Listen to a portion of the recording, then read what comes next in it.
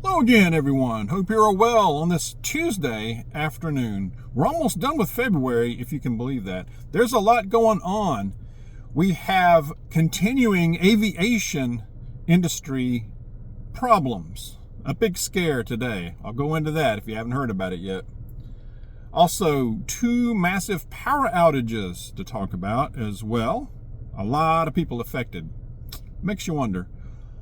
Also, we have ICE and other immigration specialists or agents, what have you. Wanted posters are being put up with their personal information in Los Angeles. I'll go into that as well. Also, another news item or two here, if I have time for it. There's so much happening. I try to cover it all, y'all. I try to cover it so you know about it. I also have a terrific passage I will share with you towards the end of the video, so stay tuned for that. It's a good one.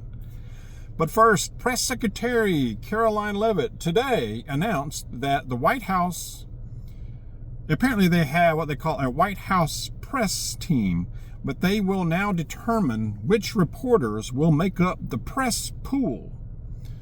Now, this, what she's talking about, from the way it sounds, is a press pool that will be allowed to occupy the space, like the small spaces, like the ones who go on them with Air Force One, so they go on the flights with them, and the ones who can come into the Oval Office and ask questions of President Trump. She said they're going to give more new outlets access to these places that haven't been able to get in there before. Podcasters, independent journalists. She says we want to give more people a chance. You know, we want to give more people a chance to be in on this thing. Give power back to the people, she said.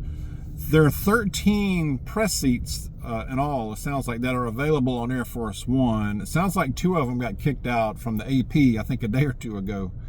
I forgot what they did, but anyway, I thought that's interesting. I have mixed feelings. I think I'm okay with that. I think it's very good to bring others in, not just the legacy mainstream media only, but open it up some as well to your independent journalists, your podcasters, your social media influencers.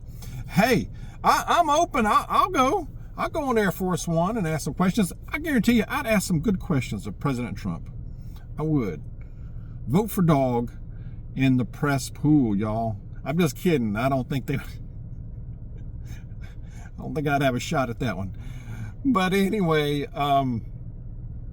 but to exclude people, I think they need to have a good reason. I mean, even for these liberal, the liberal outlets and all. And I don't think it's a bad idea to have these people, these reporters who are going to give them tough questions and who are going to disagree and maybe even be testy and be, now if they're very disrespectful and they're crossing the line, I can see, okay, let's knock them, let's kick them out. But I think it's okay to have tough questions, to have questions that challenge the president. I really do. We need that as well. We need healthy debate. We really do. What do you think about that? I thought that was interesting, though. We have massive power outage in 2 places. The first one I read about earlier in the country of Chile. 19 million people were affected by this without electricity, y'all. This was today. It's unclear whether they have it back yet or not. Something about a disconnection in the transmission system. I have no idea what that means, but that's what it said. That's a lot of folks. Pretty widespread, y'all. I really wonder about our system sometimes. I don't have great faith in it. Maybe I'm wrong on that. Y'all let me know. Also, I had an email from a subscriber also telling me about a pretty big power outage, and I didn't know about this one. This was apparently today, earlier, in Southern California. Southern California Edison had a big power outage This included the San Bernardino Mountains. Can't say that word. Also, Island Empire and the High Desert area. So a pretty sizable area of the state of California without power. No word on what caused it. I mean, it's not like we're in the middle of summer where you're having 100 degrees plus temperature yet. So I don't know if y'all have heard more about those things. Chime in on the comments. I appreciate it. By the way, I don't say this enough. I appreciate y'all commenting. I appreciate you watching. Even if you don't comment, I appreciate you watching. I also want to express, and I don't do this enough, express my appreciation to the moderators for the way they help out as well. I really do. I appreciate it, y'all. I don't say it enough, like I said. All right. I got sidetracked. Is it safe to fly? I just don't know. I mean, I know statistically it's safe. I get that part. But I don't think I want to get on an airplane. And I have several family members that work in the aviation, that work in the airline industry. And they probably wouldn't like me saying this. I'm sure they wouldn't like me saying this. But I don't want to get on one right now. Not that I fly that often anyway. It's rare that we get on a plane. Mrs. Dawg, she said it again last night. She says, I don't think God meant us to fly. He didn't give us wings. I can't argue with that. I can't go anywhere with that. I think, we don't have wings. Maybe we weren't meant to go up there. That's what Ms. Dawg says. I think she has a point. What do you think? But we have other issues. United Airlines flight with 200 people aboard, y'all, was forced to emergency land in New Jersey. This was today after a possible mechanical issue in mid-flight. This was a Boeing 757.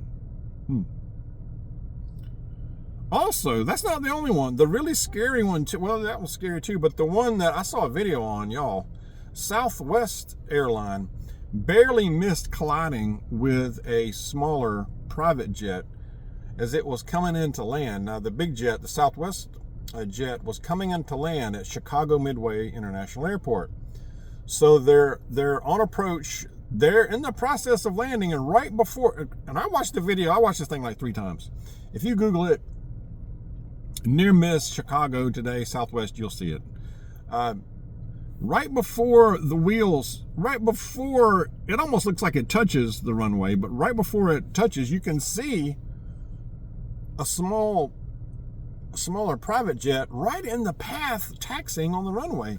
And at the last second or two, it's about to land, and then they do a go-around maneuver where they do pull up. And they probably had to give it full power of the juice, man. But kudos to those pilots. That was close. That was close, y'all. That would have been a lot of people too. That looks scary. I'm telling you. What is going on in the aviation industry? My concern is that we're gonna have another huge collision, another terrible tragedy. I think is what we're going to see, because there's just so many of these things happening that's my concern. It really is, and it could really be terrible. But I think this needs to be looked into, and what is going on? Is this systemic? I mean, there's something happening. So anyway, that's just my thoughts on that. We have a problem. A far left group has been funding anti-Doge protests at GOP offices.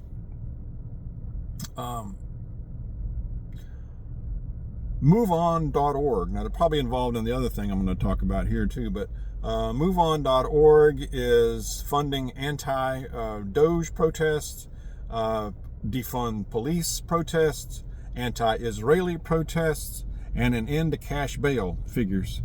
MoveOn.org. You know who's involved with that, right? His initials are GS. Yeah, GS. Anyway, you know, if you're especially cost saving to the taxpayers, and if you're protesting America first, I have to assume that you're benefiting from the fraud and the theft. That's the way I look at it. I believe we're going to see a summer of 2025 where you're going to see them get in the streets, and that could get ugly, because I think it'll be different from 2020. I really do. Also, man, we have these posters that resemble the old wanted posters of the Wild West are being put up around Los Angeles of ICE agents and other agents of Homeland Security investigations. These notices resemble wanted posters. They're starting to appear, and they're saying in Spanish, it's written in Spanish, be careful with these faces. Now, it includes photographs, names, cell phone numbers, personal information of these agents, y'all. I mean, think about that. That is so dangerous. It's so dangerous. And then it also puts out other propaganda like these agents are terrorizing and criminalizing our entire communities. They're kidnapping people from homes, separating families. People are dying in jails and detention centers. And then they're also, and you've heard about this also in Denver, in Colorado, of course, about them giving these folks, the illegal migrants, legal advice on how to avoid being deported. You know, what you can and can't say, or supposedly what you can and can't reveal to police or these agents, these ICE or immigration enforcement. So we have an effort here, a very active and well-funded effort to stop or put a big wrench in these deportations. And, you know, especially since they're prioritizing, they say they're prioritizing the criminal element. I mean, this is just, the only thing I can figure out, and I hope what they're doing is Tom Homan and his group, and Kristi Noem, are find out who's doing this. I mean, find out, you know, they got video cameras everywhere. Who's putting posters like this? Who's putting wanted posters of dang ICE agents out there? I mean, that is putting them in super danger right there. I mean, don't forget about, you know, the cartels. They're looking at that, I'm sure. Information they want. Think about it. So they need to figure out who's doing this quickly, pronto, and pounce on them bad boys. I mean, big time. In force. No warning. Go in there, clean it out like a dang hornet's nest.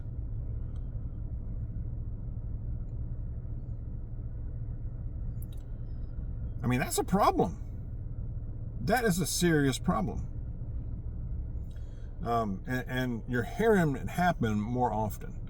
And like I said, like the story before with the Move On and all them, and I think, I keep saying it. I say it in almost every video. I hope I'm wrong. But I think as we get into spring, summer, they're planning. I read something to where they're in planning stages already, where they're getting the funds together to put these things together to where they can, I'm sure they're paying the people and all that to do it, the protesters, or they call them protesters. They're rioters. They're destruction agents is what I would call them. They want to tear it all down. They want to tear it all down is what they want to do. They just about did. They just about did the last 4 years. They came really close, y'all. They really did. It's about the third time this truck's come around me like this. Dude, come on. Why don't people want to drive up and down like the arrows? You know, like in the parking lot. It's dangerous. Can you not follow in a parking lot? Can you not like follow the flow of traffic for a moment? I digress. I'm gonna go to a passage. At this point, I probably should read from the Bible, right? I got two good ones. Bear with me. First one, they're both in Proverbs, actually. First one is, First one is Proverbs chapter 19. How am I doing on time? I'm good. I don't like to make them real long, you know. Proverbs chapter 19, verse 17 says, "One who is gracious to a poor person lends to the Lord, and he will repay him for his good deed." One who is gracious to the poor person lends to the Lord, and he will repay him for his good deed. I absolutely believe it. Also in Proverbs chapter 28, starting at verse 26. "One who trusts in his own heart is a fool, but one who walks wisely will flee to safety. One who gives to the poor will never lack anything, but one who shuts his eyes will have many curses. When the wicked rise, people hide themselves, but when they perish, the righteous increase." Amen. Amen. I'm not saying, I'm not saying you gotta throw money at every homeless or poor or whatever. If do what you can. Do for one what you would want to do for everybody. I believe in that.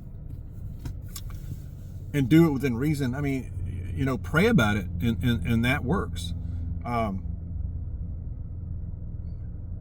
it doesn't have to be monetary. It can be just being considerate to somebody. I think being considerate and civility is what we need more of. We're losing it. We're losing it, especially among your neighbors. Be considerate. Would you want to see that? Would you want to hear that? I'm being vague for a reason, but think about it. Be considerate, be kind, an act of kindness. Extend grace. What's wrong with that? What's wrong with that? I mean, let me know what you think. If you're still watching, I appreciate it. The really, really good stuff, it's all good, I think, but the best stuff is at the end, isn't it? All right, well, let's be safe out there. Continue to prepare, y'all. Continue. Something just keeps telling me every video I say, continue to prepare, because I just don't know what's going to happen. We don't know what's around the corner. No matter who's in charge, anything can happen, right, in this world. So let's continue to prepare. Let's continue to pray. Stay close to Jesus. God bless y'all. I'll see you soon.